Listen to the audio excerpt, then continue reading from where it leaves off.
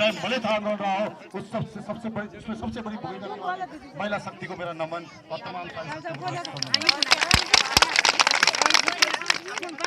साथियों। मैं एक बात जरूर आपसे बांटना चाहता हूँ और ये इसलिए बांटना चाहता हूँ कि ये बातें अक्सर आती भी है। मैं शराबबंदी में भी आऊंगा। मैं अक्सर सुनता हूँ जब भी किसी आंदोलन में जाता हूँ तो उससे पहले उस आंदोलन में फोन पहुंच जाता है कि आपने समीर रतूड़ी को क्यों बुलाया। मैं देहरादून था गेस्ट टीचर की मीटिंग में, तो वहां पहले फोन पहुंच गया कि साहब समीर रतूड़ी धरने पे क्यों आए हैं। मैं कभी एक आंदोलन में और गया, आंगनबाड़ी कार्यकर्ताओं के आंदोलन में पुलिस उड़ा के बाहर लगे कि समीर रतूड़ी क्यों लाया गया है। और यहाँ भी ये स्थिति है कि उठेगा सवाल, आपके पास सवाल रहेगा समीर रतूड़ी क्यों लाया जा रहा है। और मैं इस बात से बहुत खुश हूं कि एक आतंक जो माफियाओं के अंदर होना चाहिए, एक खौफ जो भ्रष्ट ठेकेदारों के अंदर होना चाहिए, एक खौफ जो यहाँ पर हमारी संस्कृति और सभ्यता को उजाड़ने वाली ताकतों के खिलाफ होना चाहिए, वो खौफ आज समीर रतूड़ी के नाम पर उनके सामने मौजूद है। 3 दिन पहले मैं बात कर रहा था अपने साथियों के साथ यहाँ मौजूद है, बाहर के साथी थे, और जब वार्ता हो रही थी तो बात भी हो रही थी बहुत खतरा होगा, सब कुछ होगा।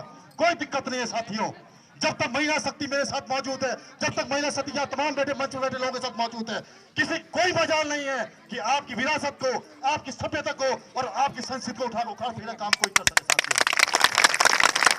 एक गांव की पहचान इस बात से नहीं होती कि गांव किस इलाके में बसा है। एक गांव की पहचान इस बात से नहीं होती कि आपका विधायक कौन है।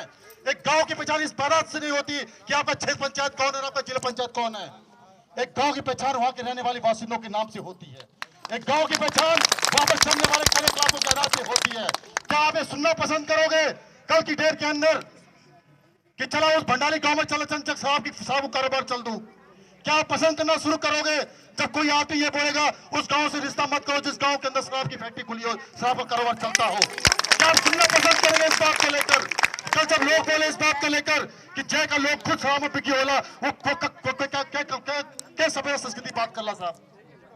क्या पसंद करना करोगे इस बात को लेकर कि कल आपका जुमला संस्कृति सभ्यता के नाम से नहीं, शराब माफियाओं के हितैषियों के नाम से जाना जाएगा साथियों?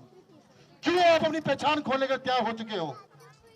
इस बात पे कोई दोहराय नहीं था कि आपके इस इलाके के अंदर उद्योग नाम की चीज खुलनी चाहिए थी। इस बात पे कोई दोहराय भी नहीं था कि इस उद्योग के आधार पर आपको रोजगार मिलना चाहिए था। इस बात से कोई दोहराय भी नहीं था कि इस उद्योग के नाम पर आप लोगों के यहाँ पर आसपास के सारे गांव में विकास होना चाहिए था। लेकिन जब तक ये मिनरल वाटर के नाम पे फैक्ट्री थी साथियों, ये कबूल था। ये मिनरल फैक्ट्री भी ना होती, कुछ और उद्योग होता, कुछ निर्माण की साबुन की फैक्ट्री होती, ये भी कबूल होता। ये साबुन की फैक्ट्री ना होकर आप लोगों के लिए कोई और प्रावधान की फैक्ट्री होती, या कंडी बनाने की फैक्ट्री होती, या तेल बनाने की फैक्ट्री होती, ये भी कबूल किया जाता साथियों।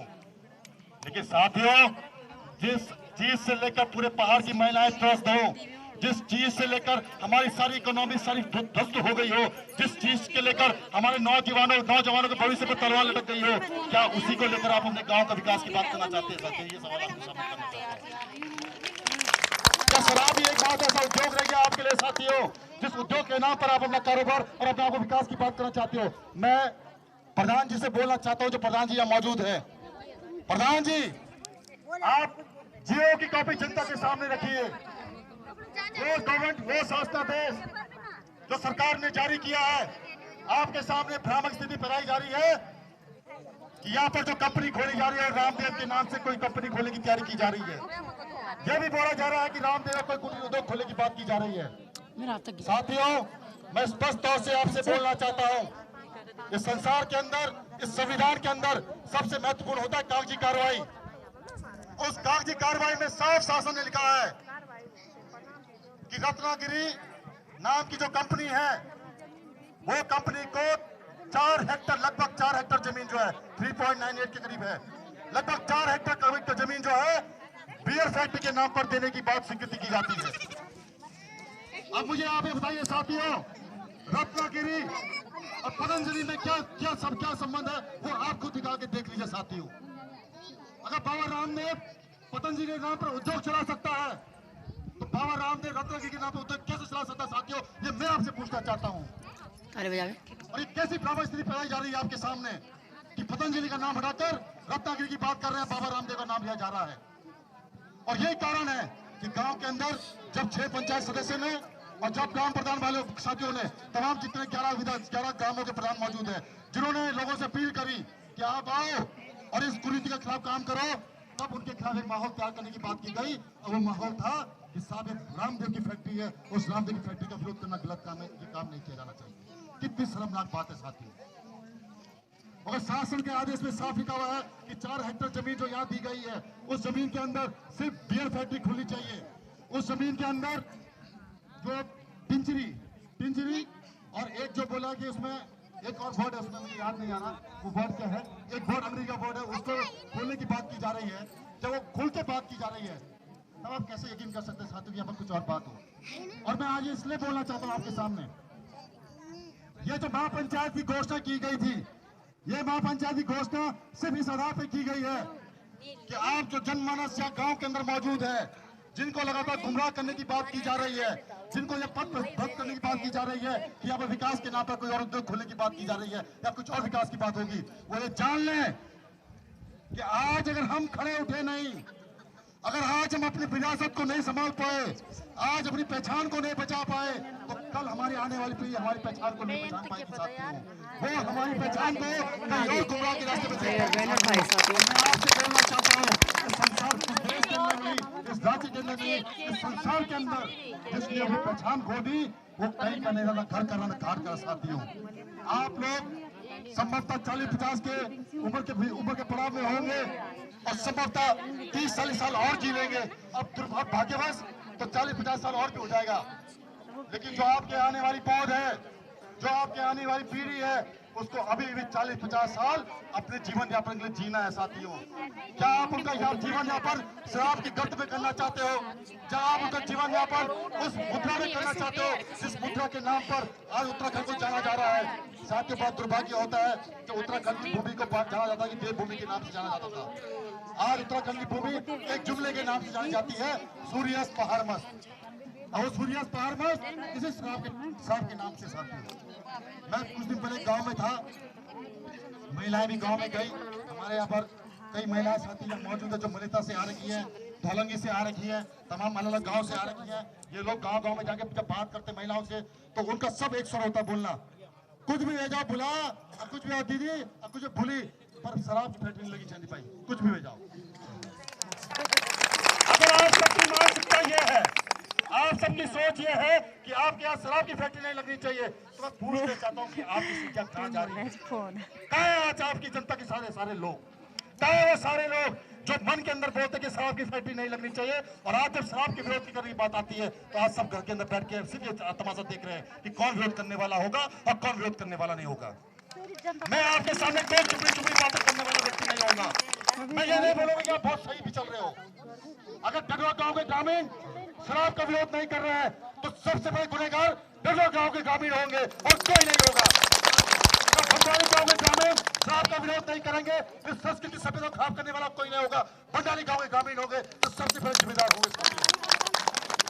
आप जमीन बेचो, आपको जमीन बेचने कोई नहीं रोक सकता। आप उनको कंपनी को आने का निमंत्रण तो कोई नहीं रोक सकता आपको निमंत्रण देने से, लेकिन अगर आप हमारी संस्कृति और सभ्यता के ऊपर प्रहार करने का प्रयास करोगे, अगर आप ऐसी मिलीभगत करने का प्रयास करोगे जहां आप जनता के हितों को दरकिनार कर व्यक्तिगत स्वार्थ की बात करोगे, तो सबसे पहले हम विरोध करेंगे साथियों, और खुद के विरोध करेंगे।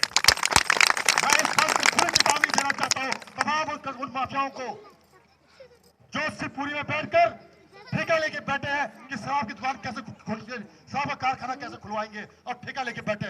मैं खुला चैलेंज करना चाहता हूं साथियों उन लोगों को, अगर जनता लामबंद नहीं होती है किस गांव की, शराब सिर्फ भंडाली और डडवा गांव का मुद्दा नहीं रह गया, शराब की फैक्ट्री इस पूरे इलाके की फैक्ट्री का मुद्दा रह चुका है, जो पूरे इलाके के लोग तबाह होंगे साथियों।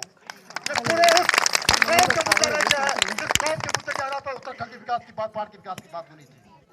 इसलिए मैं प्रधान जी से भी बोलना चाहता हूं, अब 6 पंचायत सदस्य से बोलना चाहता हूं, प्रधान जी से, ये बात डडवा और भंडाली गांव का मुद्दे तक सीमित नहीं रहना चाहिए।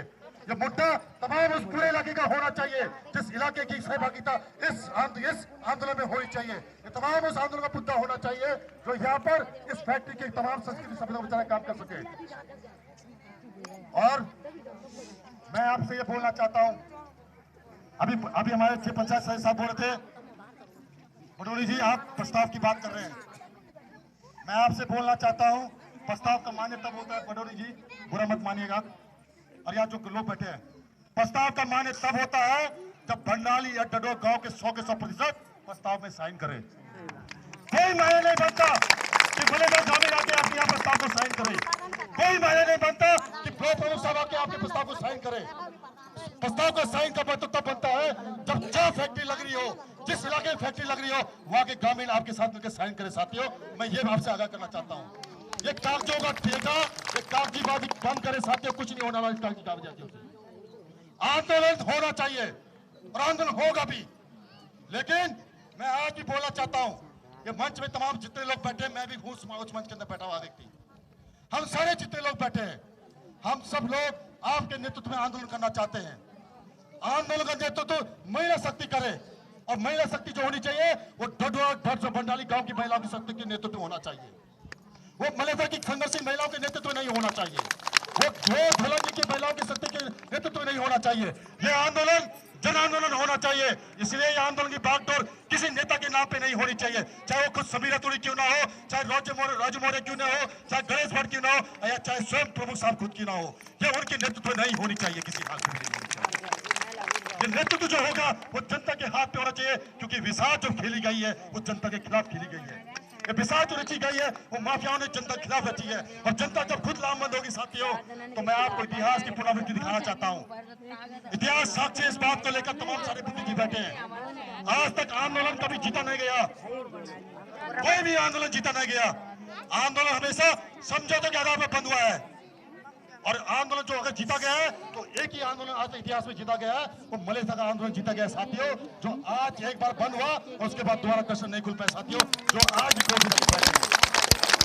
इसलिए जीता गया, जैसे हमारे गणेश भाई ने बोला कि मलेथाओं की संघर्षशील महिलाएं, उसका एक वर्ड बोला था महिलाएं, क्योंकि वो आंदोलन आम जनता ने नेतृत्व किया, महिलाओं ने नेतृत्व किया, और अगर आप चाहते हैं पंचायत साहब कि इस आग इलाके में शराब की फैक्ट्री नहीं लगनी चाहिए, तो आपको नेतृत्व महिलाओं को देना पड़ेगा, और महिलाओं के नेतृत्व में सारी जनता को लामबंद होना पड़ेगा। तो जितने गांव प्रधान या न्याय पंचायत में मौजूद है, मैं उनका आभारी भी हूँ कि उन्होंने इस मुद्दे पर एक बात हुए हैं, और शराब को बंद करने के लिए मैं आह्वान करना चाहता हूँ कि आप सब लोग एक बात हो।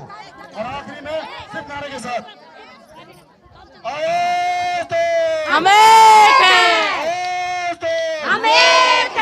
अरे भाई पुरुष वर्ग को क्या हो गया, हमारी आप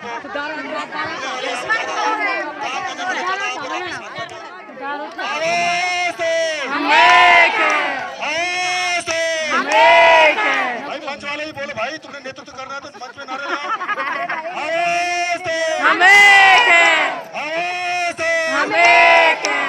फैक्ट्री बंद करो, बंद करो, बंद करो, कैमरे वाले भी ले रहे हैं आपकी फोटो, फैक्ट्री बंद करो, बंद करो, बंद करो।